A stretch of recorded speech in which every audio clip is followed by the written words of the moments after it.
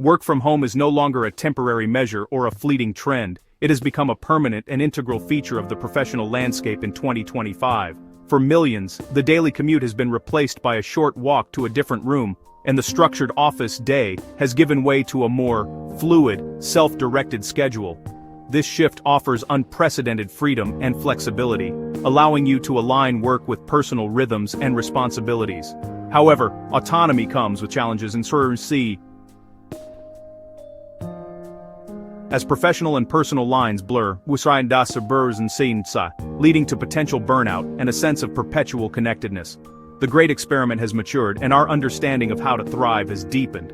We've moved beyond scrambling for any flat surface and Wi-Fi. Now the focus is on sustainability, intentionality, and creating a WFH experience that's genuinely enriching. Harness the benefits: reclaimed commute time, increased autonomy, and quieter deep work environments, while reducing isolation, distraction, and endless hours. To succeed in 2025, become the architect of your productivity and well-being. The first and most crucial step is to physically and mentally delineate your workspace. Your brain is associative. It needs clear signals to switch into a productive state. Designate a specific dedicated area just for work. It doesn't need to be a separate room. A corner desk works, or a cleared section of the kitchen counter. The key is consistency. When you're in the space, you're working. When you leave it, you're not. This physical boundary is your first defense against work-life creep. Invest in comfort. Make the spot conducive to focus. A supportive, ergonomic chair is essential. Ensure good lighting, natural light, or a quality lamp. Keep the surface clear.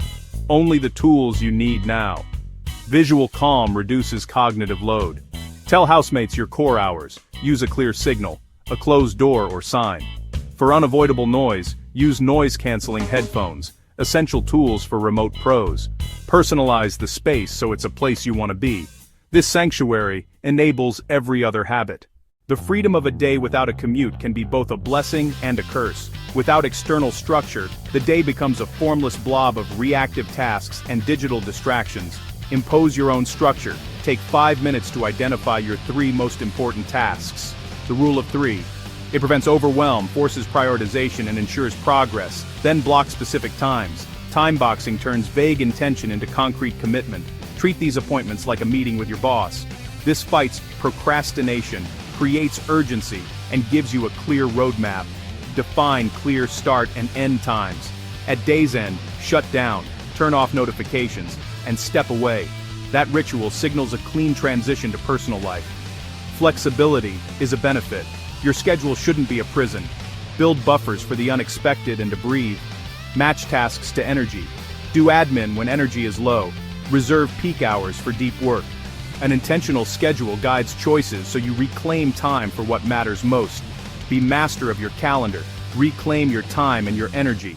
And remember, it's about choices. In 2025, your tools can be allies or sources of stress. Audit apps. Are they necessary? Do they simplify or complicate? Consciously consolidate. One for chat, one for projects, one for docs. Then go deep.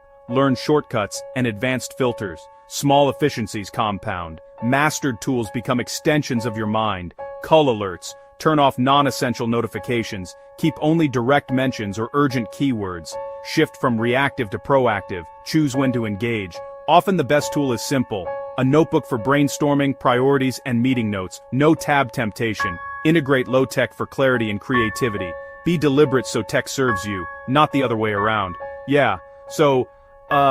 Be intentional, and it pays off. One of the biggest long-term challenges is the creeping sense of isolation. Without water cooler moments, relationships become transactional. Start small, a friendly good morning in team chat to acknowledge presence and community. Use video strategically to maintain rapport and trust. Occasional short, informal check-ins, no agenda but human connection. Ask about weekends, share a laugh, simply catch up.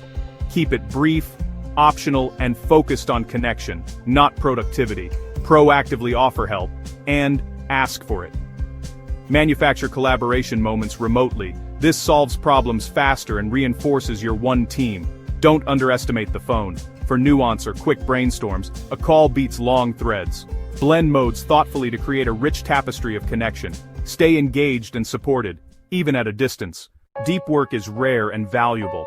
Default partial attention kills quality. Use the Pomodoro technique. Choose one task, set 25-50 minutes, commit until the bell. During focus blocks, eliminate interruptions. D&D on computer and phone. Close email, quit chat, and put your phone in another room.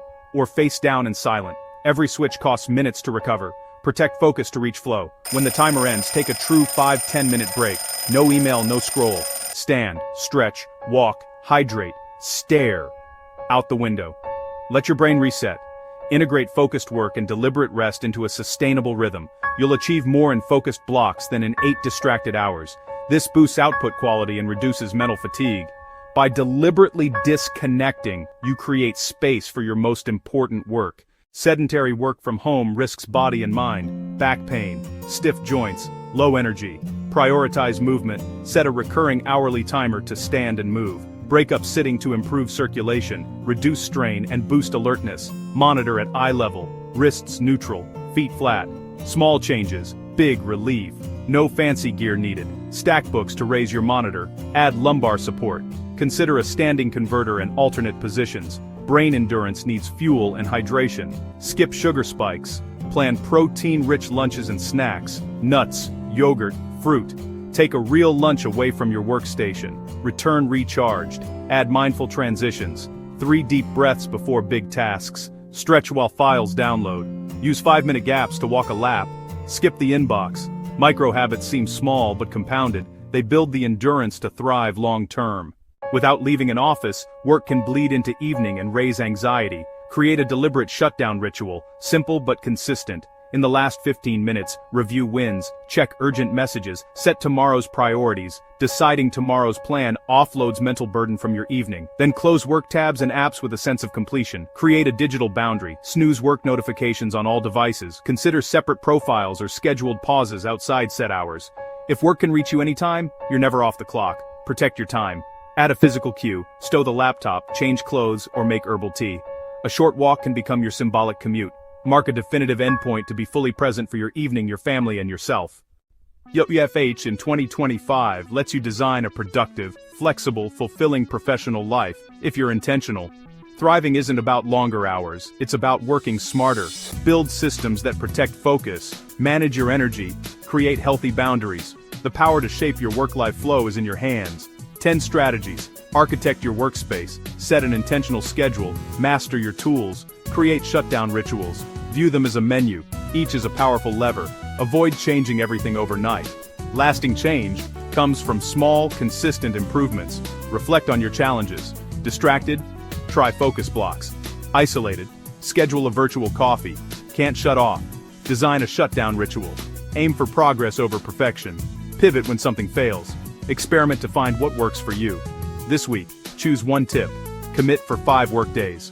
Watch your productivity, energy, and well-being shift. Take one deliberate step today. You're crafting a work life that truly works for you.